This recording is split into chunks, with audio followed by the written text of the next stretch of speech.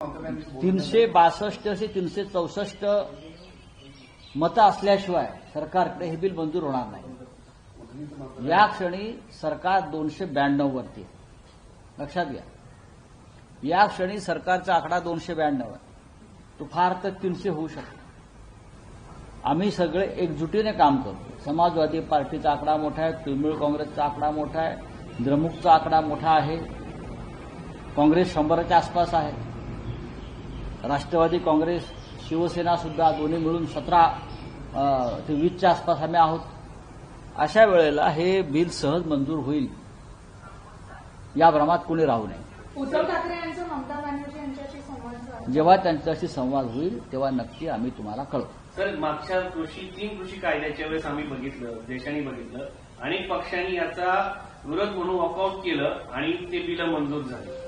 यावेळेला असं काही करणार नाही, कारण सरकारला यामधून मदत होते। यावेळेला सरकारला मदत जे करतील ते देशाचे दुश्मन असतील, एवढंच आम्ही सांगतो। सरकारला कोणत्याही प्रकारची मदत करणाऱ्या शक्ती जर संसदेमध्ये आमच्याबरोबर असतील तर त्यांचा मुखवटा गळून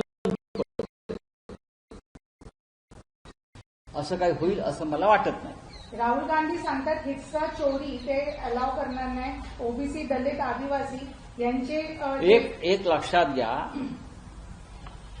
शिवसेना म्हणजे माननीय उद्धव बाळासाहेब ठाकरे यांच्यासह विरोधी पक्षातल्या कोणत्याही नेत्याचा किंवा संघटनेचा आणि पक्षाचा महिला आरक्षणाला अजिबात विरोध नाही। हे बिल आधीच मंजूर झालेलं आहे, सगळ्यांनी मंजूर केलेलं आहे। पण या निमित्तानं या बिलाचा आड भारतीय जनता पक्ष, मोदी वगैरे लोक जी मनमानी करतायत मतदारसंघ पुनर्रचनेच्या बाबतीत, त्याला आमचा विरोध आहे आणि तो विरोध राहणार। सर, सरकारने काही चर्चेसाठी तुमच्याशी चर्चा करण्याचा प्रयत्न केलाय का विरोधी पक्षाशी? सरकारनं चर्चा आधी करायलाच पाहिजे होती। आता बिलाचा मसुदा समोर आल्यावरती तुम्ही काय चर्चा करणार? सरकारला जर हे ऐतिहासिक बिल खरोखर मंजूर करायचं असतं तर सरकारनं 2023 साली जी आश्वासनं दिलेली आहेत जनगणनेसंदर्भात किंवा इतर काही सेन्सस संदर्भात ती पाळली असती आणि 5 राज्यांच्या निवडणुकांनंतर आपण एकत्र चर्चा करू। ही जी विरोधी पक्षनेते मल्लिकार्जुन खरगे यांची जी भूमिका आहे ती मान्य केली असती। 8 दिवसांनी काय मोठा आकाश सरकार देशावरती कोसळला असतं मला सांगा। तिकडे इराण इस्रायलचं युद्ध थांबलं,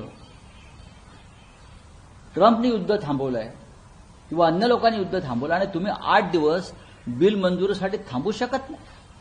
एवढी कोणती घाई तुम्हाला झालेली आहे? बोलिये सर, या अगोदर अमेरिकेने भारताला इराण आणि रशियाकडनं तेल घेण्याची परवानगी दिली होती, ती अमेरिकेने आजपासून बंद केलेली आहे। भारतावरती ऊर्जा संकट अधिक गडद होताना पाहायला मिळतं। हो, बरोबर आहे। आता विश्वगुरू काय म्हणतात ते पाहावं लागेल याच्यावरती।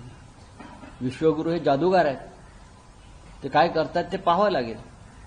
Sir, women reservation bill pay आपका क्या टेक होगा? उद्धव ठाकरे हमारा पर्सनल स्टेक कोई नहीं। कल जो अपोजिशन पार्टी की एक महत्वपूर्ण मीटिंग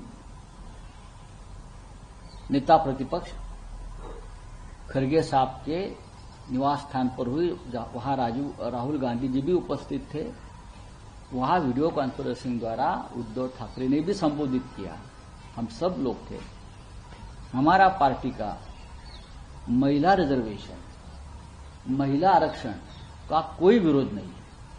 2023 में ये बिल पहले ही मंजूर हुआ है, उस वक्त भी हमने सपोर्ट किया था।